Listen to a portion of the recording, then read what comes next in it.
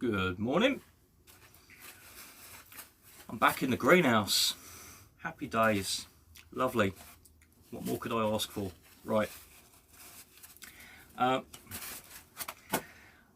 I thought I'd do a video on my rat traps and how I use them, because it's become obvious to me this last winter that what I'm doing is working very well. I've been on this particular site for, this will be my 4th summer. Year 1, sorry, nicotine lozenge. What better time to give up smoking than during a pneumatic epidemic? Disgusting, but they take the edge off. Right. I've noticed that since I came here, year 1, I had to get rid of. It was 6. I kept a bit of a tally at the time. Back in 2016-17, it was 60 to 80 rats that I got rid of in one growing season. This winter just gone, I didn't see any rats running around, and in these traps I only caught 2. So from 60 to 80 down to 2, what I'm doing seems to work. Now I've got 3 different types here. This is a wooden box that I made myself, and inside there is a standard snap trap. Kills them outright. Means that I don't have to I don't have to dispatch them myself, which is a bonus. And those snap traps are instant. Instant is good in my opinion. These 2 here are live traps, which means that the rat gets in there. The next morning I turn up to feed the chickens, I find the rat and I have to get rid of it myself. For obvious reasons, this one's best in my opinion. Now actually,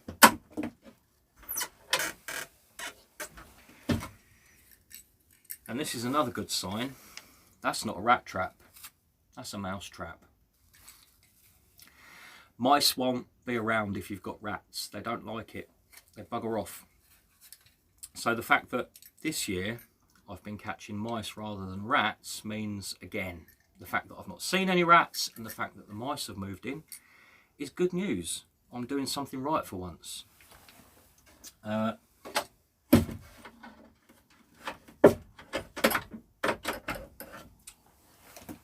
That's my favourite. That's the best one. These 2 here are both live traps, and I'll show you how they work. I don't know what their names are. I'm sure they've probably got names. Maybe Malk. Malk at JJR Survival might be able to give me a little bit more of the history or the names of these 2 types. But this one here, it has this conical opening where the rat goes in, and to get through to the bait, which is hidden in here, it has to step on this tread plate. I don't know if you can see that going up and down on the camera. Steps on the tread plate, which is weighted. So it steps on the tread plate, falls through to the area where the bait is, and the trapdoor slams shut behind it. Can't get back out. Now, I have had the occasional rat, not many, because rats are generally pretty clever. They learn, and they can get out of a lot of situations they find themselves in. But I've had 1 or 2, they'll climb through into, you know, let's call it the porch, you know, this area at the front here, where actually it's open. They're perfectly able to climb back out again if they want to. It's not until they've gone through this trapdoor that they're actually stuck and can't get out. I've had 1 or 2, they've got into this porch section and can't get out. I think they must just be a bit backward. Maybe they're from Luton, I don't know, something like that. That is my second favourite in terms of not trapping other wildlife.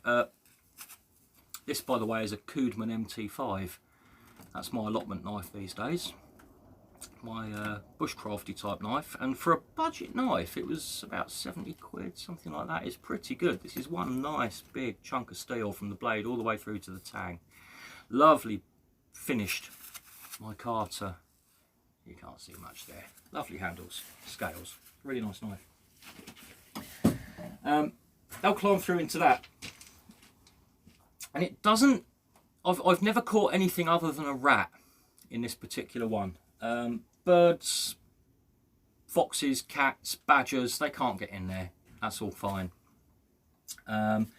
This one here is the kind that you see most of all. A lot of people use these. Again, Malk, I don't know if you could elaborate on exactly what it's called or anything like that. This is the most effective between the two live traps. This one does catch more rats, but at the same time, you look at that opening. I've had hedgehogs and sparrows and dunnocks in these traps. Now, not anymore. I'm more careful about where I put them. And let me just say that those non-rat species that have been caught in here, they've not ever been caught in one of these for more than about 8 or 9 hours. And I obviously release them in the morning. So these days, this one only goes in the chicken coop where hedgehogs, birds, etc. can't get to. This is the trap that I'll lay around willy-nilly because it's only mice and rats that are going to go in there anyway. This one here I put in the chicken coop, which isn't accessible to other wildlife which can get in there. Let me just show you how this one works. It's a lot more straightforward than that one, to be honest. They go straight in the front. You've got a little tread plate here. The bait sits at the back. When they step on the tread plate, door slams shut. Stand there for now. That's the one I use in the chicken coop. This is the one I use out in the open, and this one I can use anywhere. And it is my favourite because I don't have to dispatch them myself. Now the important thing is, rats are pretty, well they're very smart. Rats are very smart. I respect rats. I don't like having to kill rats. They're part of nature. They're only doing what they have to do to survive. They're just foraging and eating and reproducing and all the rest of it, like any of us. We're all animals at the end of the day. Unfortunately, rats follow human habits and human habitation. So in a way, it's our fault that we've got such a problem with rats. If there weren't so many of us, if we didn't have an overpopulation of human beings, we wouldn't have an overpopulation of rats. So I don't feel that bad about having to catch and kill them. If I have to catch and kill something for food, which isn't a common thing, although, you know, let's face it, it might be in the future, that's okay. I don't like killing mice. Mice aren't that much of a problem, really. I'm quite happy to let them just get on with it. Rats are a health issue, so, you know, too many rats, you've got a problem. Once they're caught in either of the live traps, I use the Baikal here. This is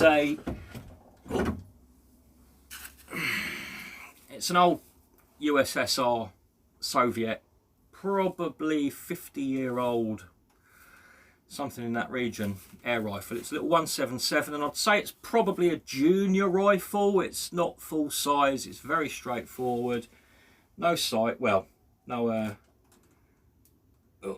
telescopic sights. It's open sights. The bloke I bought it off said to me that it's probably 1960s. The only bit of English on it, you can't see, yeah, you can just see that. It says made in USSR Baikal. So obviously the fact that that's written in English is it was obviously made for the Western market. All the other writing on it is it Cyrillic? I don't know if Cyrillic is the Russian one, but it's indecipherable to me. So I've not had a lot of luck in researching it and finding out a bit more information about it. But anyway, you switch between the 3 traps because rats are clever. They're smart little buggers. And they breed so quickly that if you're changing your traps out every, I'd say about every 2 weeks, I swap the type of trap I'm using and I swap where I'm using it. Each new generation comes along and they've never seen it before. Whereas the old rats are getting wise and they know what's going on and they'll avoid it, especially with live traps, because bearing in mind that with a live trap, that rat's going to be stuck there overnight and they go nuts. They go absolutely mad. They don't like it one bit. You've got a rat in there going crazy trying to get out all night. Every rat in the area comes and has a look and they see it. Oh, I'm not going there, you know? So it's important to keep swapping them around to fool them. And certainly with each new generation, every time you put out a new trap, the youngsters are straight in there. So keep rotating them. Have a variety of traps. Don't use the same old trap in the same place all the time. They'll soon get wise to it and you'll pretty soon not be catching any of them. Keep them in rotation. Have different types. And once you've caught them in the live trap, some people will drown them. That's a popular method, is drowning them. Now, in my opinion, that's not humane at all. If I had the choice of being drowned or shot in the head, I'd rather be shot in the head. With this rifle here, I've got those open sights set permanently to about 2 meters. So when you come along in the morning and you've got a rat in a live trap, it's going mad at you. They really are going absolutely mad. I'll film one day, let you see just quite how they react to being trapped. What you can do is just sit it down in a quiet corner, step back about 2 meters. Now I use an old camera tripod as a gun rest. I'm not very good free aiming. If I'm on rest, I'm pretty sharp. So sit back about 2 meters, just be quiet for a minute or two, have your gun ready, and after a couple of minutes the rat will calm down and it will just sit there. Once you're in that position, you can aim it straight through the head, between the eye and the ear. That's the way to do it, between the eye and the ear. And I would recommend don't use pointy pellets. That's a 177, that rifle. My Webley, which I use for longer range work, that's a 22. That's a 177. Now I don't use, I did originally, I used the pointy pellets. I went into the shop and saw the pointy pellets and I thought, oh, pointy, that'll be good. No, actually, for quick humane dispatch, those pointy pellets can go straight through and not actually kill it immediately. The poor little bugger will be writhing around a bit, which I don't like. I don't want to do. It's not fair. So for the 177 rifle, I buy the flathead rifles. The flathead pellets, because those flathead pellets, even if you're not directly between the eye and the ear, say you get it here, even if it doesn't kill it outright, it will knock it unconscious straight away. Those flat pellets, wallop, it's unconscious, even if it's not dead, and it dies whilst it's unconscious. So, in my opinion, I don't know if that's what they're intended for.